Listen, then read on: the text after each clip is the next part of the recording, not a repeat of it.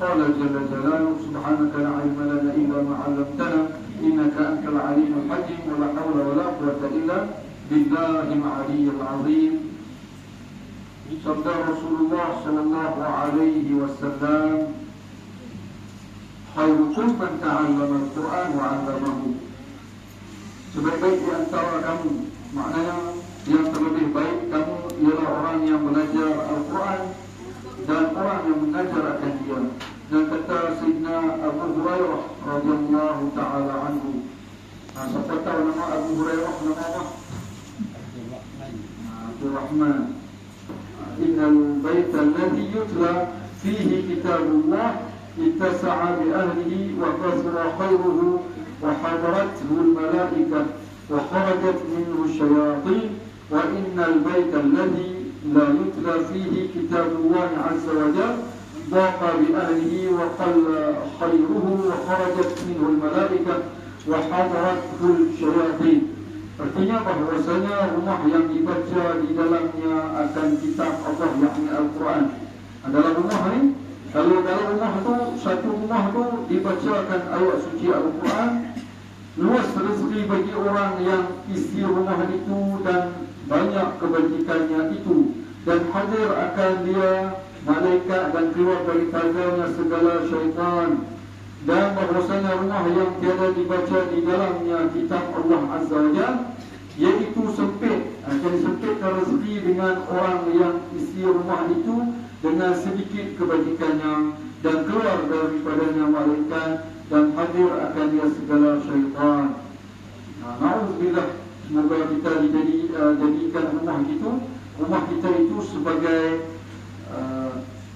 dipenuhi dengan ayat suci Al-Quran. Begitu juga kalau kata kita ni buka rumah baru bagi orang membaca Al-Quran, sekali kita dah baca, tengok orang baca, lepas bila orang baca, balik di orang tu, kita sama lah jadi macam tu, kalau tak baca Al-Quran. Yang mana sekurang-kurangnya tu kan, at least kita baca surah Baqarah, nak bagi kita berapa juzuk pun. Jadi bercahaya satu rumah itu apabila dibacakan ayat suci Al-Quran. Masya Allah, tabarakallah. Inilah yang kita harapkan daripada Allah Ta'ala. Dan kata Imam Ahmad bin Hanbal radhiyallahu anhu ta'ala, ra'aytullah azza wa jalla fil manami faqultu ya Rabbi ma afdalu ma taqarraba bihi al-mutaqarribuna ilayk, qala bi kalami ya Ahmad, qultu ya Rabbi bi fahmin aw bi ghairi fahmin, faqala bi fahmin aw bi ghairi fahmin. Artinya ini Imam Ahmad bin Hanbal. Jadi ini memang ada, kita bagi ada khilaf lah, atau selalu kelih lah ba'duan, pasal ulama itu bincang lah.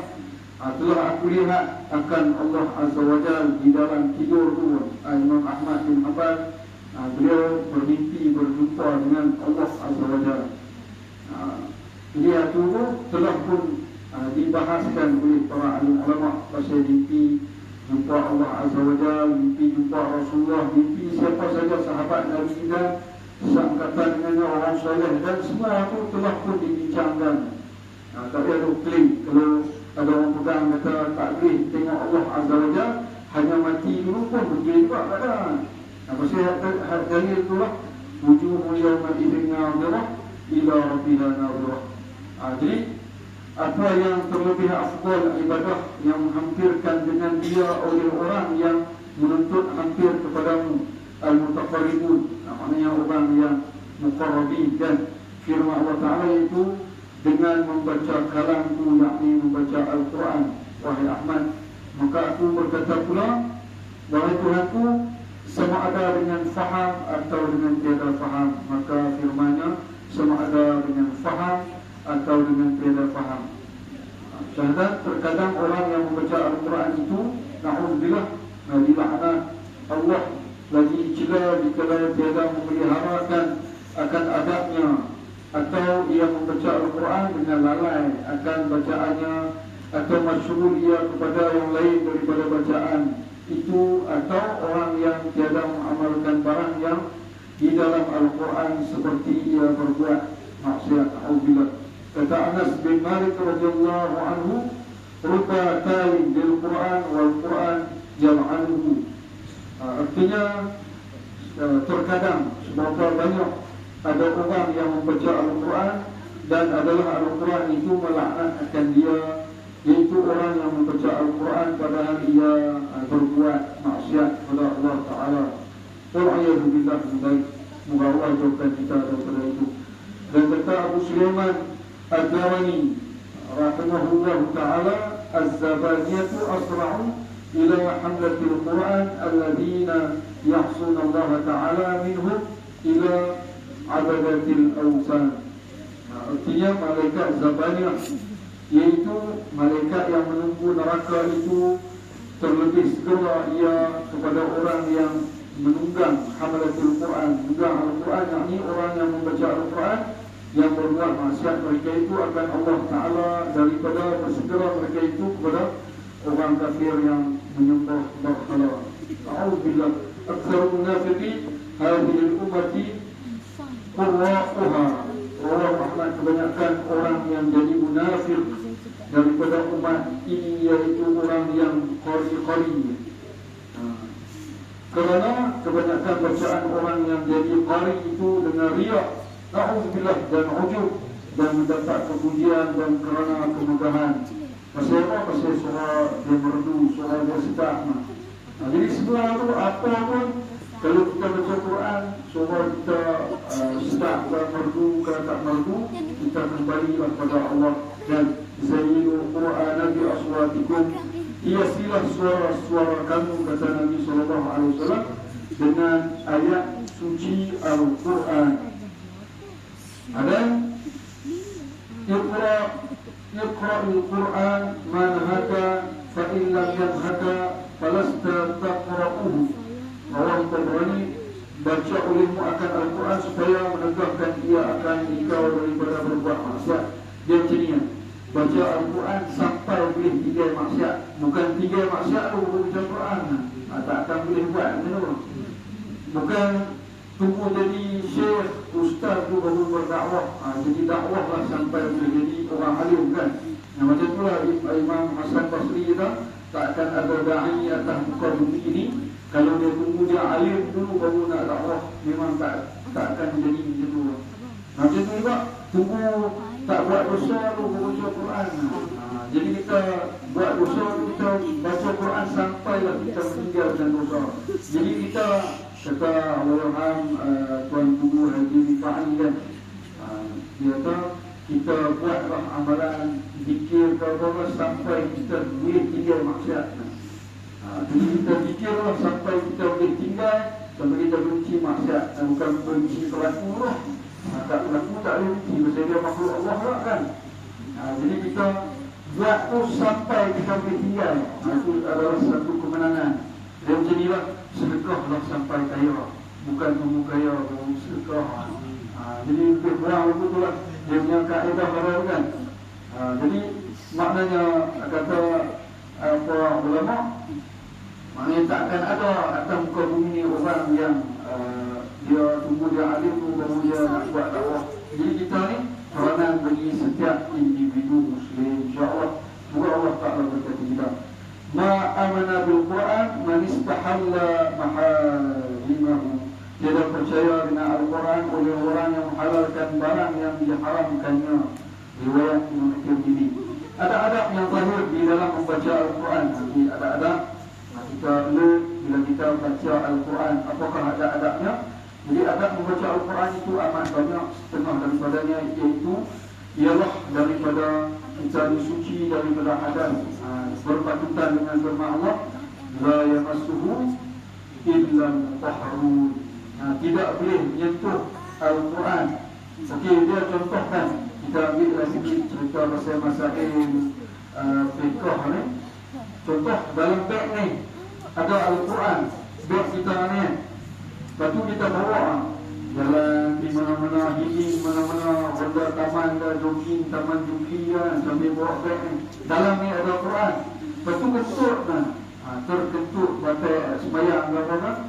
Jadi macam mana kita nak buat tu? Sedangkan kita tak boleh pun sehingga kan bukan setakat menyentuh, nak bawa apa tu pun tak boleh, sehingga begitu sekali macam mana nak buat jadi di dalam masa kentut tu niat bawa beg walaupun tahu dalam tu ada Al-Quran jadi kita niat pun hamil contoh, maknanya kita hanya bawa beg sahaja tapi bila kita macam tu juga dalam ni ada Al-Quran, betul masuk tandas, contoh tandas awam yang kita pergi jalan di mana-mana kan nak tinggal kan takut kehilangan atau apa-apa, jadi menyebabkan kita ni kena rusuh untuk masuk sekali dalam beg tak apa, niatlah bawa beg, bukan niat bawa Al-Quran ataupun orang yang suka pakai cincin yang ada Allah Muhammad Rasul ataupun kalung kalung zaman untuk nenek kita dulu balik ke dalam Mekah, di Mah dekat sana tu, di Mah tu dia ada kalung ayat suci Al-Quran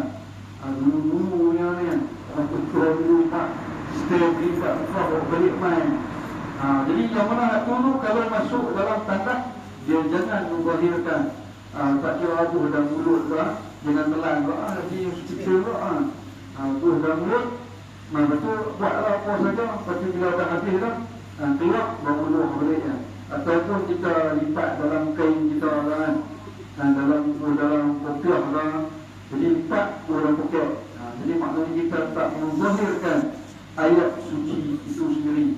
Begitu juga kalau kita ternampak nuskah Al-Quran kan yang mana ada keratan Al-Quran tu cari dan buat tepi jalan kan, tak kira apa surah apa kan, yang pastinya ia terbisan daripada Al-Quran, cuma ada kertas ataupun kain kita boleh ambil dengan tujuan dia darurat kalau duduk biang dulu dia akan jadi rebang di neraka lagi ataupun tak dapat dipelihara kan, orang lenyes apa dia jadi akan mencemarkan ayat suci Al-Quran itu, maka kita boleh dibenarkan untuk mengambilnya dalam plastik apa tapi letak di tempat yang sepatutnya kan. Dan pada yang masalah dia tu bila Al-Quran banyak-banyak kan, hak lama-lama, hak ditinggalkan tak baca tu kan, tu macam mana nak buat? Memang ada kata apa tata cara dia yang mana di kita perlukusan dia tu kan. Jadi dia ada tempat-tempat dia di kita pun ada, cuma kita tak secari, kalau secari kalau tak silap Yayasan Restu pun ada buat, kalau tak silap lama dulu dengar tempat pelukusan dan juga cetak Quran ada. Jadi begitu juga di tanah Arab pun begitu juga ada tempat cetakan Al-Quran baru dan pelukusan baru.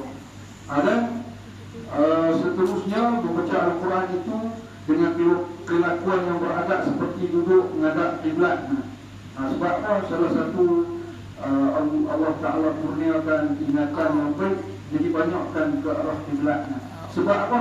Sebab wajah yang mulia Rasulullah SAW Allah berkata, "Fawalli wajhaka syatral masjidil haram." Maka berpalinglah arah wajahmu ke Baitillahil Haram. Allah redha dengan kita berpaling ke arah kiblat. Jadi yang paling mulia atas muka bumi ini adalah ke arah mana? Ke arah kiblat daripada arah lain. Jadi sebab tu bila kita baca Quran, kita solat arah kiblat semua ni, insya-Allah diberi ingatan yang sebab apa wajah kita ni menghadap ke mana? Ke tempat yang mulia Baitillahil Haram, yang mana terdapat berapa rahmat di Kaabah tu, 120 rahmat yang akan pi, yang tak pi lagi, yang akan nak pi tu ambil tahu semua 120 rahmat tu ada dekat Kaabah tu, yang mana tengok saja dapat 20 di hadapan Kaabah. Sebab tu kepada orang yang buat tawaf dapat 60, dan orang yang solat di hadapan Kaabah dapat 40, total 120 rahmat. Usyar saja 20. Baru tengok saja dapat orang 20. Lepas tu 60 buat tawaf di hadapan Kaabah, 40 pada orang yang solat di hadapan Kaabah. Tapi ingat, kalau kita solat di hadapan Kaabah, kita jangan tengok di lantai, jangan tengok di tempat sujud, tapi tengok jarak Kaabah. Itu lebih afdal daripada tengok di bawah. Kalau macam sini boleh tengok kat Kaabah adalah sejadah dia kan. Sejadah ada tulis-tulis yang orang duduk kiri mai daripada Mekah, sejadah tulis Haji Mustafa contohnya kan. Dan macam-macam lagi lah. Tengok sejadah, dia ada sejadah, ada Kaabah kat dalam gambar sejadah ni lah. Tapi kalau real, jadi tengoklah di hadapannya tu. Jadi tengok menghadap kiblat bila baca Quran kalam Allah. Kerana sebaik-baik tempat. Dan menundukkan ia akan kepalanya, dan dalam kedudukannya itu seperti duduk di hadapan gurunya. Macam mana kita mengaji di hadapan guru kita, ada boleh duduk garu sana sini, kita baca Quran. Jadi begitulah seolah-olah kita belajar depan tok guru kita. Tak kira tok guru ajak Ali Batar dulu ke Muqaddam ke, kepak sirih kan, punya sirih. Lepas tu bila tak betul dia tanya sirih tu tak mulut kita kan. Zaman-zaman tu ada zaman tu lagi yang isap curut tu orang kan, curut ikan. Jadi bila silap sikit kan ambil curut tu tanya mulut tu. Jadi itu maknanya kemuliaan, maknanya Allah Ta'ala angkat darjat orang berilmu. Tak kira kalau ilmu dia ajak kita pun alif baca, tetap dia adalah guru kita, dan patut kita mendoakan kepada mereka. Iaitu orang ni dia boleh jadi orang yang hebat di sisi Allah tu kerana apa? Tak pernah jumpa lagi orang tu kalau dia jadi hebat di sisi Allah, kalau dia tu tak nyam dengan guru dia. Yang rajin bangkang guru, engkar cakap guru, engkar cakap mak ayah, jadi anak rahaka tak boleh jadi orang yang hebat di sisi Allah. Buat bila aku mana hebat mana tak akan jadi dia. Kalau jadi pun sat dan betul belum. Okey, dan seterusnya bersandar dan jangan seperti kelakuan orang yang tak kabur dan sayuganya duduk itu di dalam seperti dalam solat. Dia panggil apa, duduk baik julus baina sajdatain, duduk iftirash kan, duduk iftirash macam pula kita baca Al-Quran, atau duduk merabbak, duduk bersila kan. Dan lebih afdal kelakuannya itu dibacakannya akan Al-Quran itu di dalam sembahyang padahal berdiri. Jadi paling afdal sekali kita baca Al-Quran di dalam solat.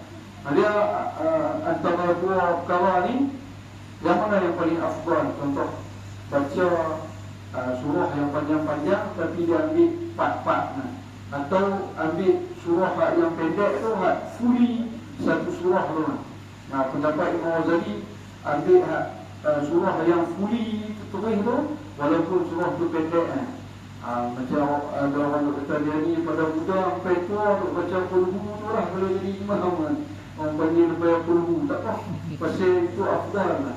Walaupun baca kulhu Allahu ahad, Allahu samad, lam yalid wa lam yulad wa lam yakul lahu kufuwan ahad, itu lebih afdal daripada baca ayat pendek-pendek. Alailah kalau bulan Ramadan ni kita nak banyakkan baca surah-surah yang lain juga, banyakkan baca surah-surah.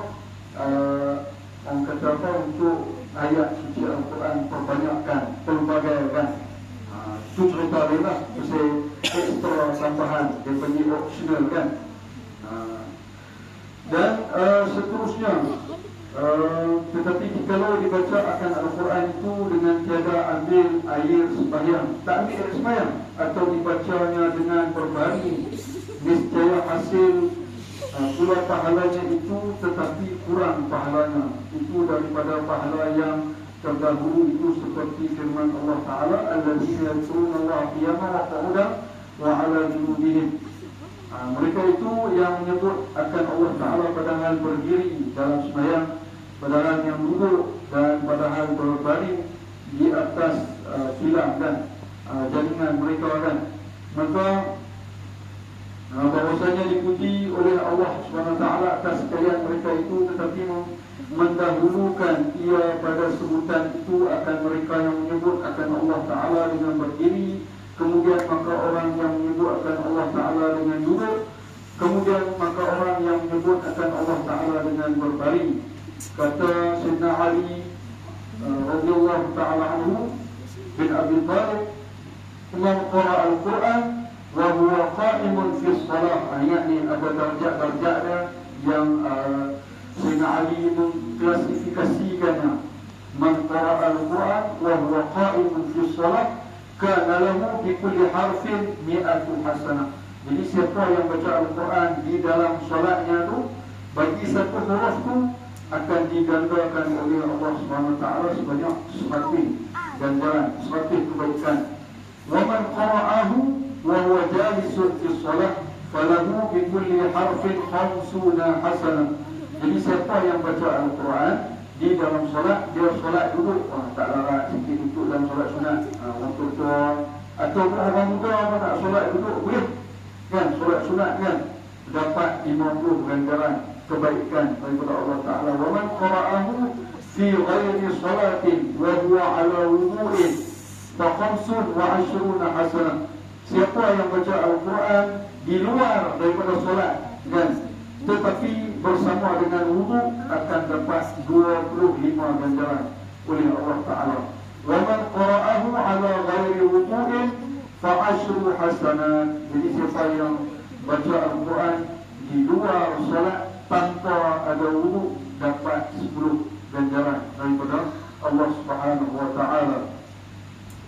Jadi contoh orang tu dia memang dia hafal kan apa-apa surah macam Yasin dah, Al-Waqi'ah, Al-Insan, Sejadah, semua ni dia dah hafal lah. Jadi dia tak ada nak ambil sembahyang tengah duduk kita musafir jauh-jauh, dia baca kan, tak apa, dapat juga 10 ganjaran.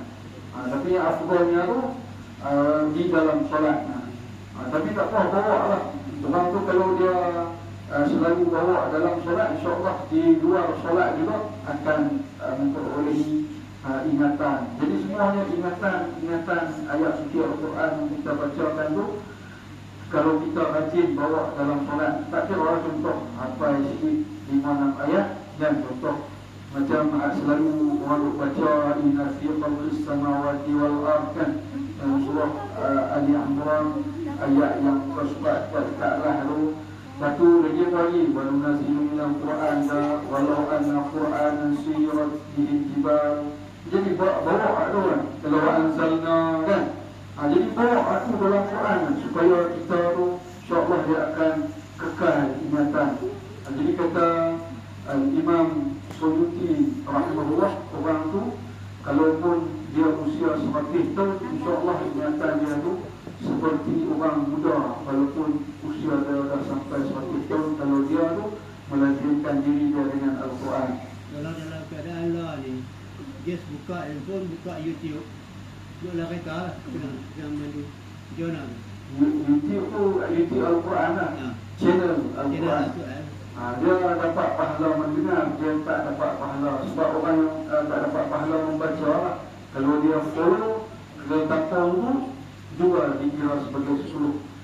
Jadi baca ni tak semestinya tengok. Jadi ada orang baca dengan hafal, ada orang baca dengan melihat. Sebab melihat Al-Quran juga merupakan perkara yang lain, ganjaran dia satu perkara yang lain, dapat juga tu. Dan yang lisan dia juga dapat. Macam mana yang Fadiyah kalam Imam Ghazali tu, lebih baik berfikir dengan hati yang lalai sekurang-kurangnya, yang mulut kita tu tak mengata dengan perkara yang sia-sia. Walau hati lalai, lebih baik daripada tak meratik langsung, tak fikir langsung. Jadi kata benda yang tak sepatutnya. Okey, wa tafsiru fi miqdar al-qira'ati annahu in kana min al-'abidin salikin bi tariq al-'amal wa la yanbaghi an yanqusa 'an khatmatain fil usbu'. Masya-Allah. Ini cara muhasabah diri ni supaya menjadikan salah satu motivasi buat kita dalam Imam Ghazali. Wa in kana min as-salikin bi a'malil qalbi wa bil fikri aw min al-mushtaghilina bi nashr al-'ilmi fala ba'sa an yanqusa fil usbu' 'ala marrah. Wa in kana nafid al-fikri fi ma'ani al-Qur'an faqad yaktafi fi syahri bi marratin li akthari li kathrati hajatihi ila kathrati tardidi wa ta'ammuli. Dalam Ihya Ulumuddin kata Imam Ghazali dan perceraian pada kadar membaca Al-Quran itu bahwasanya kita ada ia daripada orang yang abid.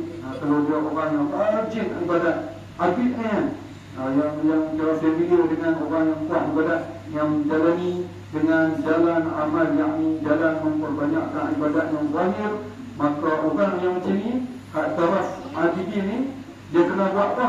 Dia kena perbanyakkan membaca Al-Quran. Sekurang-kurangnya banyak mana ni?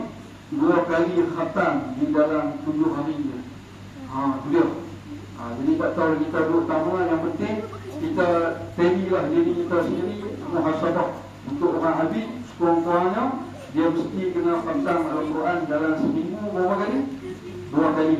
Dan jikalau ada ia daripada orang yang salihin, yang menjalani dengan segala amal yang di dalam hati dan dengan segala bahagian daripada fikir, atau dia ada orang yang masyhur dengan mengajar ilmu yang memberi manfaat, maka tiada mengapa bahawa dia menyampaikan di dalam 7 hari itu atas sekali khatam.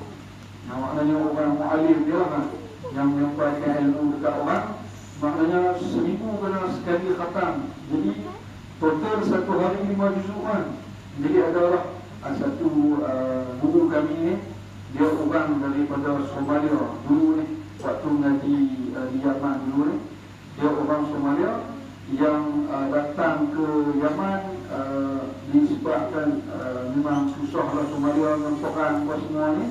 Jadi dia main duduk dan khidmat dan menjadi tenaga pengajar di Yaman, dan dia tiap hari daripada umur dia 8 tahun sampailah dia dewasa, sehingga sampai hari ini pun tiap hari tak kurang 5 juzuk dia baca tanpa dia melihat mushaf.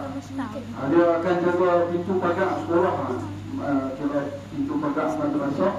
Jadi duduk depan pintu pagar tu, nanti tengok sebelah yang nak keluar. Jadi kalau keluar, kalau dia sekat, dia nanti cek tu nak pergi mana ni. Contoh nak pergi kedai orang, okey, Ustaz nak duduk, Ustaz suruh sekian-sekian. Kalau tak boleh baca, masuk dalam nanti murah. Macam itulah kira salah satu motivasi yang dia ajarkan kepada kami. Tapi dia hafal Quran tu bukan mushaf hak kita tu ada sekarang ni. Hasan Asmani contohnya kan, Quran Majid kan, dia hafal tu daripada hak papan tulis kan, papan tulis besar buat zaman hak yang kita kata tempat susah kan, macam Sudan, di belah-belah Afrika ni. Jadi mereka sangat susah nak mendapatkan mushaf Al-Quran tu.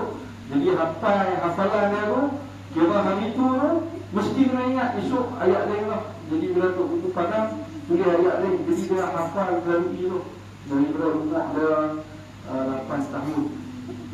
Sampailah sekarang ni, Masya Allah, masih lagi beliau berada di sana. Dan nak bawa main sini tak boleh sebab apa? Pasal dia tak ada dokumen. Sebab daripada Somalia nak langkah laut main ke Yaman tu tak apalah, tak ada dokumen pasal perang lah.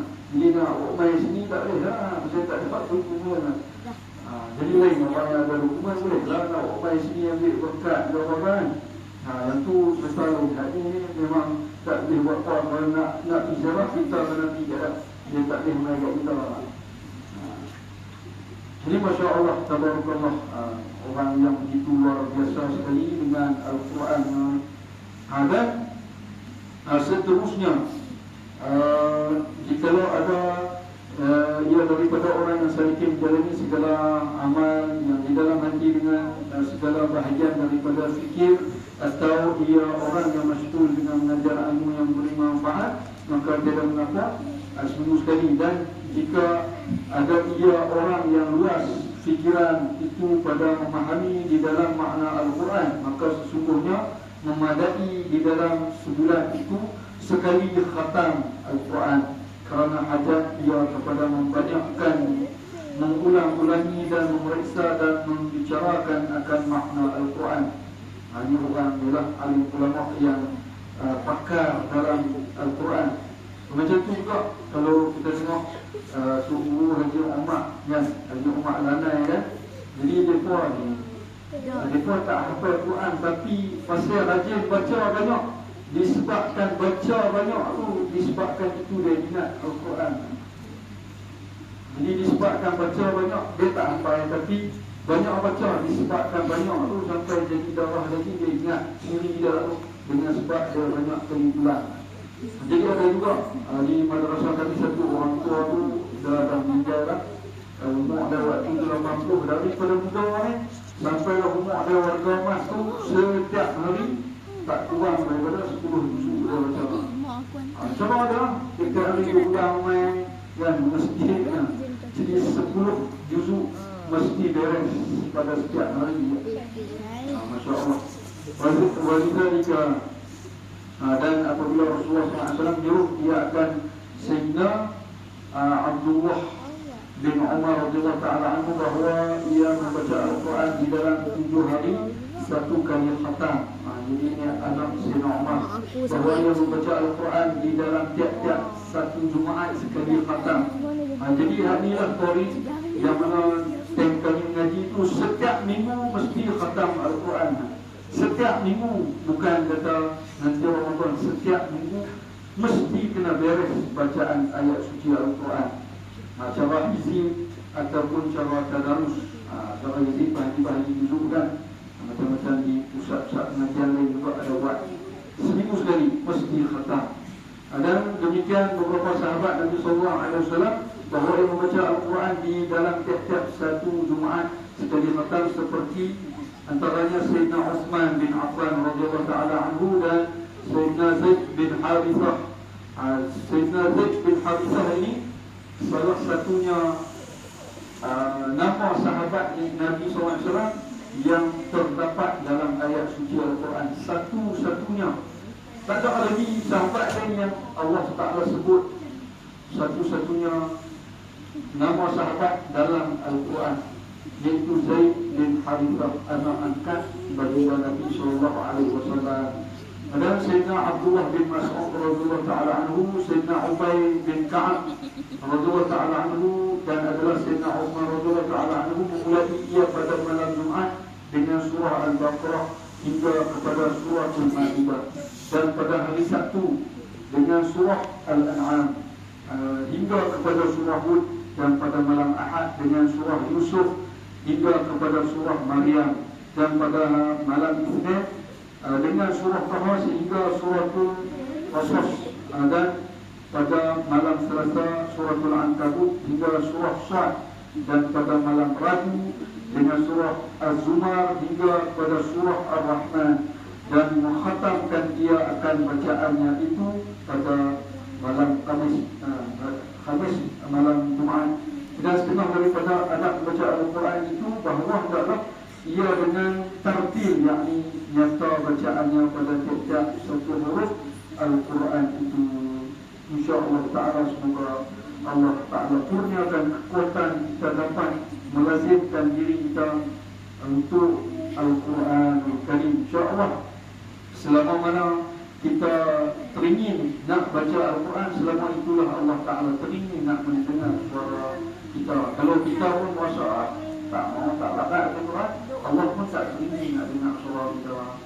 Jadi orang kita punya formula dah senang. Bila kita nak rajin nak baca Al-Quran, tanda letak Allah gerakkan hati kita, bagi taufik hidayah kita.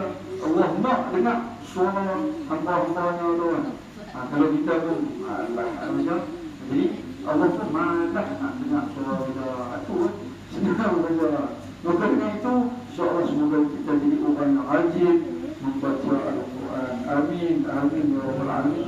Sehingga jadi pedoman dalam hidup kita dengan Al-Quran, dan dibangkitkan dan ditemani saat kita keseorangan di alam barzakh juga dengan Al-Quran, dibangkitkan dan menghadap Allah Rabbul Jalil juga dengan Al-Quran. Amin, amin ya Rabbal Alamin. InsyaAllah kita sambung ke malam yang berikutnya. InsyaAllah kita khatamkan juga sekali lah kitab ni, dan boleh kita dapati di mana-mana kitab yang mana dikarang oleh Syekh Abdul Samad Al-Talibani, dan disusun sunting oleh almarhum Abu Ali Al-Banjari Al-Nalwi Al-Maliki. Jadi itu Syekh Fahmi bin Zabzak yang baru saja kembali ke rahmatullah. Itu rahsia puasa dan adab-adab membaca Al-Quran. Boleh kita dapatinya insya-Allah taala. Wassalamualaikum warahmatullahi wabarakatuh. Al-afu minkum. Bismillahirrahmanirrahim.